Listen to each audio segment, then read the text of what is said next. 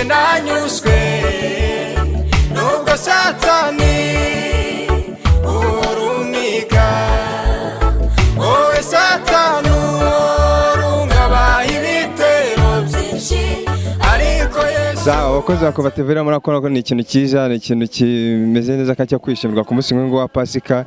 Igikorwa cyo kubatizwa rwose hano urameze neza, ni ukuri bimeze neza nkuko murimo murabireba, ni ukuri umunsi mwiza, umunsi wa Pasika, umunsi kwibukaho ipanizuka rya Yesu.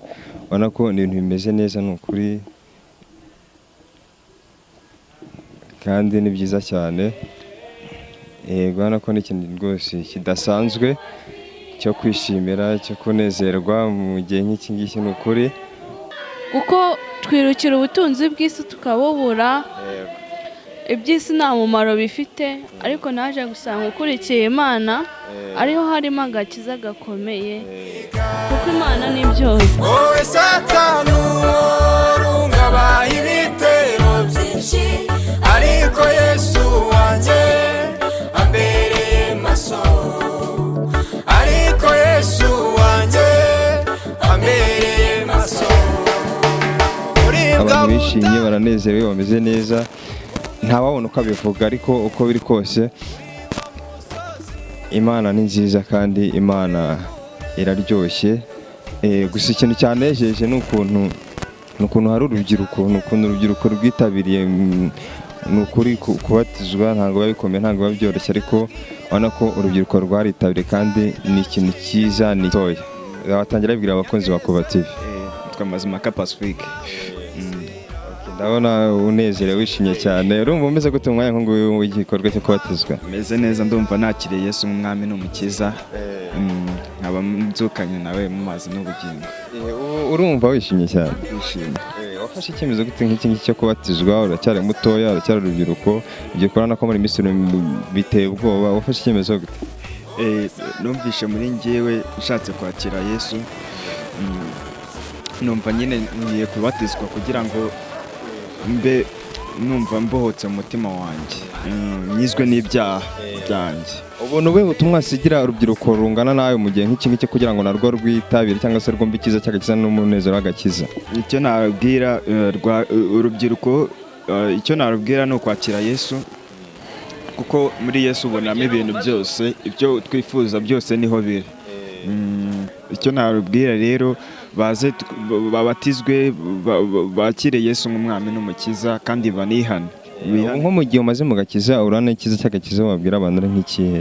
Icyiza ni uko uratuza muri weho, ukumva nyine muri we ufite amahoro. Icya mbere ni amahoro muri we ufite.